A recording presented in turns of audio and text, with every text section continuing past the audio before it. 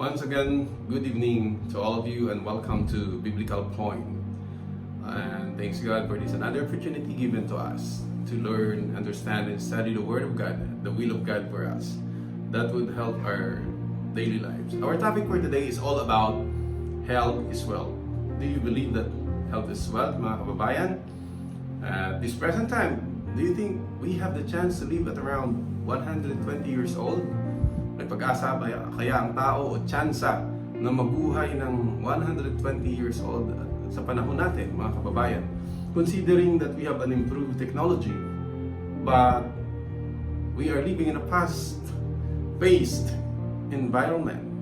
So, yung ating kinakain, napakarami pong mga fast food.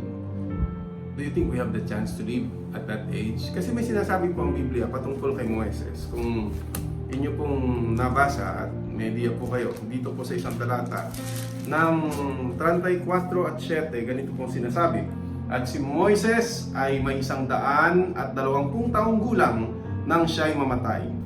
Ang kanyang mga matay hindi lumabo, ni ang kanyang talagang lakas ay humina. Si Moises po pala, he lived at 120 years old, and Moses was 120 years old when he died. His eyes was not dim, nor his natural force abated.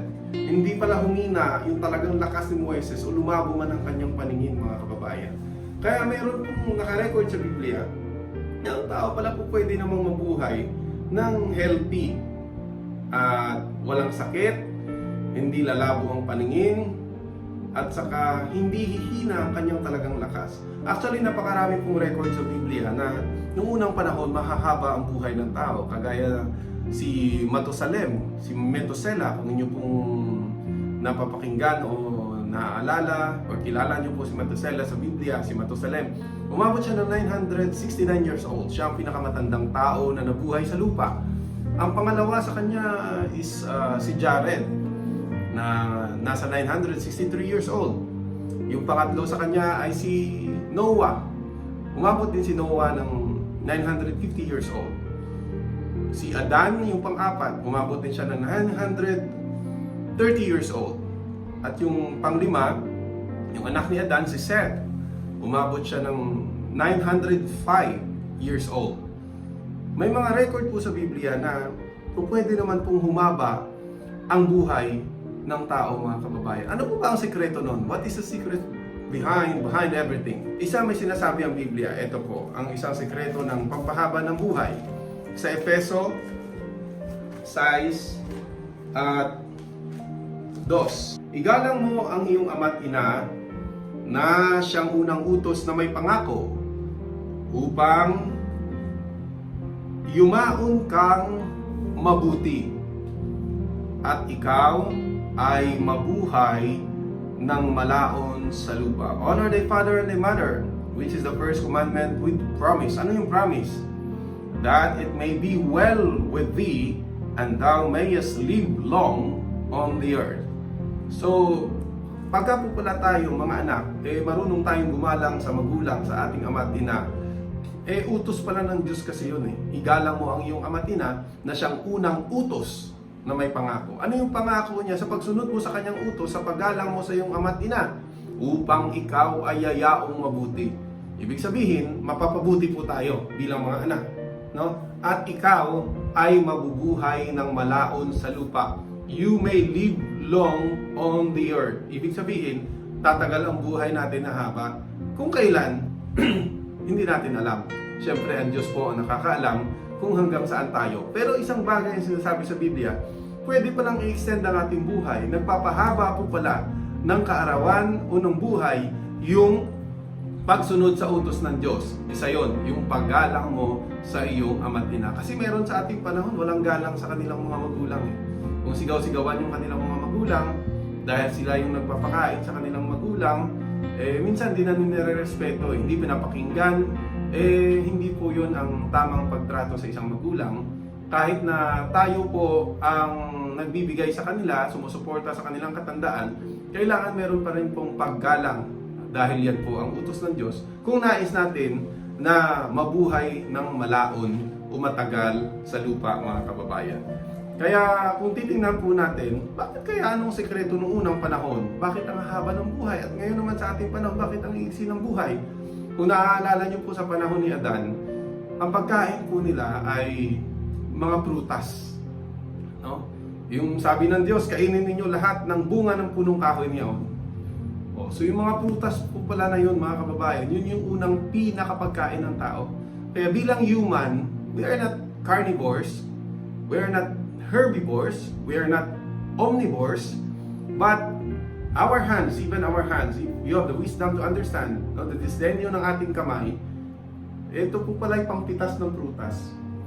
Ito po ay frugivores, kasi yan ang unang pagkain na binigay ng Panginoon sa kay Adan at saka sa kay Eva. Even the design of our hands is talagang pampitas ng prutas, mga kababayan. Kasi alam po ninyo, sa Biblia po kasi, ang mga prutas na yan, nagbibigay po pala ng lakas. Paano naman yung mga dahon, yung mga herbs? Ano ba ang sinasabi sa Biblia?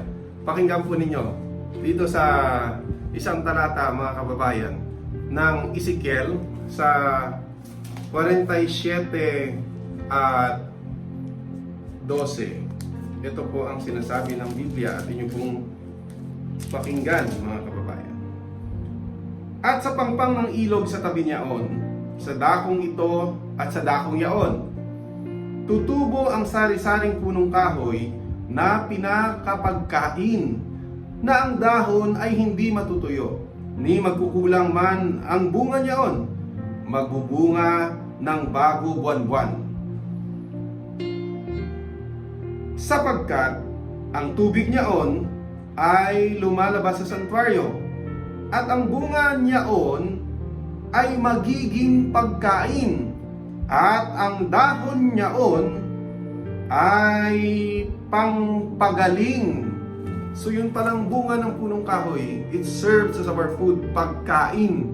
Yung mga dahon naman na yun ay pangpagaling, nagpapagaling po pala. Kaya sa ating panahon, napakarami din po na invento na mga alternative medicines na galing po sa dahon, no? Galing po sa herbs, combination of different herbs na talagang nagpapagaling naman. Kaso napakarami din po tayong tinitake ng mga gamot ngayon na it's a process, no? Due to a lot of pharmaceutical companies na maraming mga chemical na idinagdag. Kaya po pag tayo ay may sakit, minsan magme-maintenance ka, may maintenance ka sa high blood, iinom ka ng gamot. Pag inom mo ng gamot, may side effects yun. Minsan, ang side effects, sa atay. Pag inom ka naman, nirestahan ka naman ng doktor, pagpunta mo sa doktor, nirestahan ka ng gamot. Ang kasunod na naman, may side effects na naman. Sa kidney. O, pagka niresetahan ka na naman, may side effects naman sa puso. Kaya napakahirap po, mga kababayan, na sa ating panahon ay kung titingnan natin, mabuhay tayo ng healthy. No, dahil sa we are living in a fast-paced environment na napakabilis po ng araw, ng buhay, palaging fast food yung ating kinakain. Marami nang lumabas ngayon mga instant noodles, no? Instant coffee. Karamihan sa instant ng mga pagkain, mga kababayan, nakakasama. Kung gusto nating mabuhay ng matagal, no, at healthy, sabi sa Biblia, ang bunga pala ng mga punong kahoy, yung mga prutas na yan, ay pagkain ng tao. No, ang kamay natin nakadesign sa pagpitas ng prutas. Kaya pagkakain ka ng prutas at saka nung dahon niyaon na nagpapagaling, nandun po pala ang sikreto ng pagiging healthy ng isang tao, mga kababayan. Kasi alam po ninyo, napakahirap ngayon ng ating panahon dahil ang tao araw-araw tumatakbo, naghahanap ng pera, naghahanap ng trabaho. Pero kung iisipin natin, kung lumabas tayo sa mundo, wala naman tayong dala-dala. Pero every day of our life, we keep on struggling, no? We keep on chasing. Araw-araw ng ating mga buhay, kumita ng pera, no? Kumayod. Pero kung ma-realize natin, pag-alis natin sa mundo, whatever achievements you have, wala naman tayong madadala, mga kababayan. Diba? Napakasarap mabuhay kasi na una-una may kasama kang Diyos, may gabay ka ng salita ng Diyos, at saka healthy ka. Kasi merong mayayaman, may-ari nga sila ng factory ng ice cream, may diabetes naman. Meron sila, napakalaki ng figure eh. May high blood naman. Eh ikaw, mahirap ka lang, wala kang pambili ng ice cream, wala kang pambili ng lechon. Eh minsan pag nagka-lechon, eh makakabanat ka pagka wala kang sakit, di ba? Kaya nga sabi sa Biblia mga kababayan, sa 17 at 1 ng Kawikaan, pakinggan po ninyo. Ganito ang sinasabi sa Biblia, 17 at 1 ng Proverbs or Kawikaan. Maigi ang isang tuyong subo at may katahimikan kaysa bahay na may laging pistahan na may kaalitan. Minsan kasi pag mahirap ka lang, tuyo lang ang subo mo, pero may katahimikan, may peacefulness ka na galing sa Diyos, mas maigi ang isang tuyong subo na may katahimikan kaysa bahay na laging may pistahan, puno ng kaalitan. Minsan kasi sa pista, kain ka ng kain, minsan na high blood ka, galit iinom, pag nalasing, talagang nagkakagulo minsan mga kababayan. Kaya alam po ninyo, napakasarap mabuhay na meron tayong gabay po sa salita ng Diyos. Sabi nga sa Biblia, ang pagkatakot sa Panginoon nagpapalaon, no, ng kaarawan, mga kababayan. Kung titingnan natin kasi sa Biblia, ang talagang ano lang ng tao ngayon, nasa 70. Kung malakas-lakas ka, aabot ka ng 80. Nakasulat po yun sa awit, mga kababayan. Pero pwede palang mabuhay ng 120 years old, kagaya ni Moises, na walang sakit, hindi humina ang kanyang talagang lakas, hindi lumago man ang kanyang paningin. Paano yun, mga kababayan? Kasi, alam nyo po, napakaraming sakit sa ating panahon. May tao, parang healthy tingnan, pero may gout, may arthritis, may diabetes, may high blood. No? Uso na ngayon yung HIV. Iba-ibang sakit ang nagkalat sa ating panahon. Napakaraming bisyo ang tao na pinupuntahan. Napakaraming kalayawan sa ating mga paligid. Kung babalik tayo doon sa aral ng Diyos na gusto natin magawa para tayo ay mabuhay ng malaon o matagal sa lupa ayon sa kalooban ng Diyos, ito po ang ating gagawin. Pakinggan po ninyo. Sa Lucas 21:34. Datapwat, mag-ingat kayo sa inyong sarili. Baka mga lugmok ang inyong mga puso sa katakawan at sa kalasingan at sa mga pagsusumakit ukol sa buhay na ito. At dumating na bigla sa inyo ang araw na yaon na gaya ng silo. Tayo po pala bilang mga Kristiyano, mga kababayan, pinag-iingat po pala tayo na sa ating sarili, huwag tayong malugmok, no? Yung ating mga puso sa katakawan at sa kalasingan, mga kababayan. Mahalaga yung nag-iingat. Sabi nga sa Biblia, sa Juan, ang ipinanganak ng Diyos, nag-iingat sa kanyang sarili at hindi ginagalaw ng masama. Paggabi na, gusto mo pang pumunta doon sa lasingan, sa patsesyon, mapapahamak ang buhay mo. Sabi ng nanay mo, huwag kang pumunta doon. Anak, huwag kang mag-bisyo, huwag kang mag-drugs, hindi ka sumunod. Which is yun ang unang utos na may pangako para ikaw ay hayaan mabuti at mabuhay ng malaon sa lupa. Dinabugan mo pa nanay mo, hindi mo sinunod. Mapapahamak ka ngayon. Napakarami pong balita sa ating panahon na ganun po ang nangyayari, mga kababayan. Kaya napakahalaga na sa ating panahon, alalahanin natin ang Diyos. Kasi sabi sa Biblia, pakinggan po ninyo, Ecclesiastes 12 at 1. Alalahanin mo rin naman ang may lalang sa iyo sa mga kaarawan ng iyong kabataan. Kailan po natin dapat alalahanin? When are we going to remember, no, our Creator? Alalahanin mo rin naman ang Panginoon na may lalang sa iyo sa mga kaarawan ng iyong kabataan. Bago dumating ang masamang araw, may dadating po pala sa ating buhay na masamang araw, mga kababayan. Pag dumating yun, anong sasabihin natin? At ang mga taon ay lalapit. Pag malapit na yung mga taon na yon, yung mga araw na yon, pagka yung sasabihin, wala akong kaluguran sa mga yaon.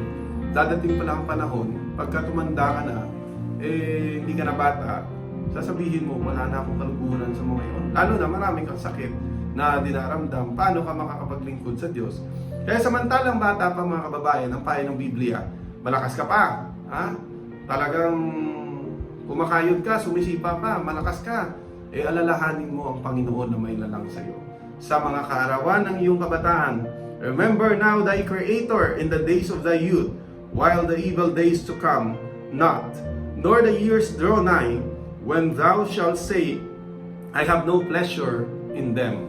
Kasi hindi natin maiiwasan po mga kababayan, dadating talaga sa atin yung pagtanda. Na kung dati, malakas ka pa, mag-iiba ang takbo ng panahon. Kaya mahalaga na samantalang bata pa, alalahanin na po natin ang ating Creator. Bago ka matulog, you have to talk your Creator. When you wake up in the morning, you have to face your Creator and talk and speak. Kung ano yung mga gusto natin sa buhay, humingi tayo ng God's intervention, ng gabay. Napakahalaga po nun that we have to remember Him every day of our lives. Pero hindi naman masamang kumayod, magsikap, maging malakas, no? Talagang gusto mong umasenso, sikap todo kayod. Basta huwag lang natin kalilimutan ang Diyos sa ating mga buhay. Whatever achievements in life, we have to put, no, first, no, into the glory of God. Dapat sa ikaluluwalhati ng Diyos. Sabi nga nila, you have to dream as if you live forever, but you have to live each day as your last. Dream as if you live forever.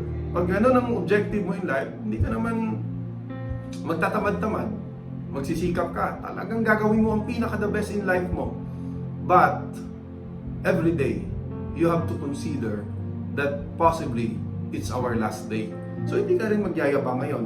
Kasi, alam natin na may katapusan ng buhay at hindi natin alam kung kailan tayo. So, sikapin natin. Gawin natin ang lahat ng ating magagawa. Pagpahingahin man tayo ng Diyos, napakasarap magpahinga. Yung talagang pagod na pagod ka, ginawa mo ang lahat. Pero kung pagising mo pa lang sa umaga, tulog ka ulit, tatamad ka, ayaw mong kumilos, ayaw mong gumising, ayaw mong gumalaw, pagpapahingahin na tayo ng Diyos, sasabihin mo, wag muna. Wag muna po, hindi ko pa nagawa yung dapat kong gawin. Pero kung talagang nagpagod ka, nagsikap ka, ginawa mong pinaka-the best mo, no? Yung nga kanta sabi, magsimula ka, batinang kay gandang umaga, nang may ngiti sa iyong mga mata, sa pagkakaidlip, ikaw ay masaya, palalampasin mo ba? Isa lang ang buhay mo, kumilos ka, gamitin mo, kung may nais ang puso mo, mangarap ka, abutin mo, upang ito'y makamit mo, magsikap ka, simulan mo. Kung alam natin na iisa lang ang ating buhay, gawin natin mga kababayan yung ating pinaka-the best. But in line with that, you have to remember our Creator. Alalahanin mo rin naman ang Panginoon na may lalang sa iyo sa kaarawan ng iyong kabataan bago dumating ang mga masasamang araw at iyong sasabihin, wala akong kaluguran sa mga iyon. Ano ba yung mga masasamang araw na yun mga kababayan? Tuloy natin ang pagbabasa. Sa kaarawan na ang mga tagapag-ingat ng bahay ay mga nginginig. Dito po sa ating katawan, meron po kasi itong tinatawag na tagapag-ingat ng bahay. Our body is likened into a house, no? Meron tayong tinatawag na upper extremities at saka meron tayong lower extremities. Dadating po pala itong mga extremities na to, no, pagka matanda na po tayo, ang mga tagapag-ingat ng bahay ay mga nginginig. No? Minsan pasmado na. Hindi natin maiiwasan na sa pagtanda natin, talagang hihina yung ating mga tuhod. May dinaramdam ka na, may arthritis, may gout, kung ano-anong sakit, may rayuma. Kaya nga sabi ng iba, kailangan mo na mag-Planax, di ba? Alam niyo po mga kababayan, hindi natin maiiwasan yung mga kaarawan na yon. Ano pa? At ang mga malalakas na lalaki, talagang naka-expand ka ba dati? Malakas na lalaki ay mapapayukod. Dadating pala pagtanda natin. Kung dati naka-chest out ka pa, no? Talagang stomach in, breast out, chin in. Dadating palang panahon, ang malalakas na lalaki ay mapapayukod. Ano pa? At ang mga manggigiling ay mga glilikat sapagkat sila ay kakaunti. Yun palang manggigiling. Ano ba yung gumigiling sa ating katawan mga kababayan? Itong ating mga bagang. Pagka kumain ka, ang kakat mo. Then, gigilingin mo muna yung pagkain kasi hindi mo naman pwedeng lulukin. Pag nilulok mo, sira yung tiyan mo, sisiraan ka ngayon. Di ba? Hindi ka matutunawan ng mabuti. Dadating ang panahon, ang mga manggigiling ay maglilikat sapagkat sila ay kakaunti. Meron nga, dalawa na lang ipin, isa dito, isa sa baba, isa sa taas. Minsan, hirap na humabol ng mani mo. Hindi mahuli-huli yung mani eh. Hindi natin maiiwasan sa ating pagtanda mga kababayan. Talagang dadating po yun. Ano pa? At yung nagsisidungaw sa mga dungawan ay mga sisilaw. Abay, dadating pa lang panahon, masisilaw pala yung ating mga mata. Yung mga nagsisidungaw sa dungawan ay masisilaw. Dati dalawa lang mata mo, ngayon magiging 4 na. Bakit? Maglalagay ka na ng eyeglasses. Kasi hindi mo na mabasa eh. Masilaw na yung ating mga mata. Ano pa? At ang mga pintuan ay sasarahan sa mga lansangan. Ating katawan kasi may mga pinto ito eh, mga pinto. Sasarahan sa mga lansangan. Hindi mo na madinig eh, di ba? Parang nakasarado na. Ano ika? Lolo? Ano lolo? Anong kabayo? Ay lolo, galit ka? Ay hindi. Minsan hindi na natin madinig, no? Yun po ang nangyayari sa mga matatanda. Ano pa? Pagka ang tunog ng giling ay humina, hihina talaga yung ating mga pandinig mga kababayan. Tunog ng giling ay humina. Ano pa? At ang isa'y babangon sa tinig ng ibon. Pagka bata-bata ka pa, if you are still at youth, minsan, masarap yung tulog mo, napakahaba. Talagang kahit magbumbahan mo ng hapon, di ka magising. Pero pag dadating ang panahon, pag matanda na po ang tao, sabi sa Biblia, ang isa'y babangon sa tinig ng ibon. Kaluskus pa lang ng ibon, tilaok pa lang ng manok. Kasi yung manok, consider po yun sa family ng mga ibon, mga kababayan. Pag tilaok pa lang ng manok, magigising ka na agad pag matanda ka na eh. Hindi pa nga may tilaok ang manok, minsan magigising ka na eh. Ganun po. Kasi sabi sa Biblia, ang isa'y babangon sa tinig ng ibon at ang giling ay humina. Dati pag ginigiling mo yung talagang dinig na dinig mo eh. Pero dadating ang panahon, kahit na napakalapit sa gilingan, hihina yung iyong pandinig, mga kababayan. Kaya napakahalagang alalahanin natin ang Panginoon na may lalang sa atin. Ano pa? Sabi sa Biblia, at lahat ng mga anak na babae ng tugtugin ay mabababa. Dati mataas yung boses mo, talagang soprano, taas ng boses. Dadating ang panahon, bababa pala yan. Do, re, mi, fa, sol, la, ti, do. Talagang ang taas ng boses eh. Naka-high note pa. Dadating ang panahon, do, re, mi, fa, sol, la, ti, do. Bababa na yung boses natin. Kasi sabi sa Biblia, ang mga anak na babae ng tugtugin ay mabababa. Oo, sila'y mga tatakot sa mataas. Minsan pag matanda ka na, takot ka nang umakyat sa taas. Baka pagbaba mo ay mabalian ka, madulas ka. Talagang, nung bata-bata ka pa, kaya pang umakyat ng nyug pag matanda na, kahit puno ng kamatis, makaya mo na natin umakyat. Kasi sabi sa Biblia, oo, sila'y mga tatakot sa mataas. Ganun ang nagiging nature. Ang dami ko po nakakausap. Dito lang ako sa first floor, dito lang ako sa babae ko na umakyat dyan. Talagang naturalize po sa tao yun mga kababayan. Ano pa ang sabi sa Biblia?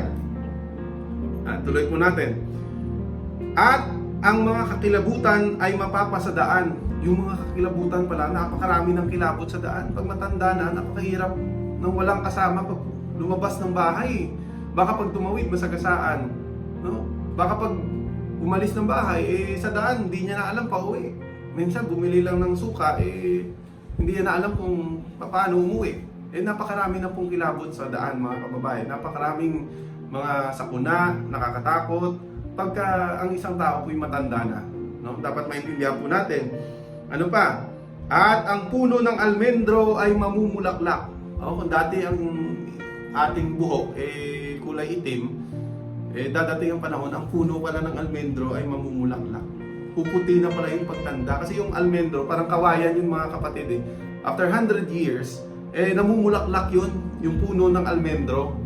Nagkakaroon ng pag inihambing mo, magkaroon tayo ng parallelism sa ating katawan, ay yung ating mga buhok, dati isa lang kulay, magiging dalawang kulay. Nagiging gray na po ang ating buhok, nagpuputi na po ang ating buhok. Kaya nga sabi doon sa kanta, kahit maputi na ang buhok ko. Ano pa? At ang balang ay magiging pasan. Alam niyo yung balang, mga kababayan, yung grasshopper, magiging pasan. Napakagaan po ng balang ng grasshopper. Pag dumapo sa ating balikat, di nga natin mararamdaman yun eh. Pero dadating pa ng pagtanda mo, parang may pasan-pasan ka, kahit wala ka namang pinapasan. Parang yung balang magiging pasan. Kahit gaano kagaan, wala ka namang pinapasan. Dati kaya mong pumasan ng bigas, napakalakas mo eh. Eh ngayon, pag matanda na, marami ka nang nararamdamang sakit, parang may pasan-pasan ka. At ang kasunod, ang pita ay manglulupaypay. Kung kaya mong dati 3 rounds sa gabi sa misis mo, dadating ang panahon, sabi sa Biblia, ang pita ay manglulupaypay. Parang yung papaya, pag bata-bata pa, yung dagta, pag tinusok mo talaga, labas talaga. Pero pag matanda na, pag tinusok mo yung papaya, anong saging? Parang ganun po mga kababayan. Ang pita ay manglulupaypay. Dadating po sa buhay natin yan, mga kababayan. Bakit? Sapagkat ang tao ay pumapanaw sa kanyang malaong tahanan. Yun na po pala. Dahil ang tao po may katapusan. Pumapanaw sa kanyang malaong tahanan. This is our body, is just a temporary dwelling place, mga kababayan. Yung tao, yung nasa loob natin. Yung nilikha ng Diyos na ayon sa kanyang wakis, ayon sa kanyang larawan, yun yung espiritong nasa loob natin. Sapagkat ang tao ay pumapanaw sa kanyang malaong tahanan. Di ba nilikha ng Diyos? Ang Diyos ay espiritu. Nung nilikha niya yung tao, sabi niya, lalangin natin ang tao ayon sa ating larawan, ayon sa ating wangis. So kamukha ng Diyos yung tao, espiritu din. Niligyan ng Diyos ng alabok. No? Kaya mahina tayo, mga kababayan. Yun na po yung binabasa natin kanina. Ngayon dadating ang panahon, ang tao papanaw sa kanyang malaong tahanan. Ano pa? At ang tagapanangis ay nagsisigala sa mga lansangan. Ayun at dan-dan-dan, bakit ako iniwan? Kasi ang tagapanangis magsisigala sa lansangan after na ang tao ay papanaw, no, sa kanyang malaong tahanan. Anong mangyayari? At ang alabok ay mauuwi sa lupa gaya ng una. At ang diwa o yung espiritu ay mababalik sa Diyos na nagbigay sa kanya. Yun po pala, mga kababayan, ang dahilan. Kaya may katapusan po ang buhay. Yung alabok babalik sa lupa gaya ng una. Yung espiritu naman ay babalik sa Diyos na nagbigay sa kanya. Kaya bago tayo pagpahingahin ng Diyos, dapat, mga kababayan, maintindihan natin at ma-realize na alalahanin natin yung Panginoon na may lalang sa atin. Sa gitna ng napakaraming kalamidad, baha, bagyo, sunog, kung ano-anong mga pangyayaring nagaganap, krimen, korupsyon sa ating gobyerno, sa gitna ng napakaraming kasamaan na yan, isa lang ang huwag natin kakalimutan, mga kababayan, alalahanin natin ang Panginoon na may lalang sa atin. We have to live life to the fullest. Huwag tayong laging galit, kasi once na lagi kang galit, naapektuhan yung ating mga organ. Diba, mga kababayan? Yung ating puso na apektuhan pagka lagi po tayong galit. Ano pa? Marami pong organ natin ang nasisira. Depende po dun sa emosyon na ating pinakita. Pagka stress ka, yung puso at saka yung utak natin. Kaya nga ang payo ng Biblia, no? Huwag kayong mabalisa sa anumang bagay. Kundi sa pamamagitan ng panalangin at daing na may pagpapasalamat. At ang kapayapaan ng Diyos, para mawala yung stress mo, manalangin ka. Ang kapayapaan ng Diyos, di nabibili ng pera kahit bilyonaryo ka pa. Naging masayod ng pag-iisip, mag-iingat sa inyong mga puso at sa inyong mga pag-iisip na na kay Kristo. Kasi pagka-stress po tayo, overthinker tayo, mga kababayan, yung puso at utak natin naapektuhan.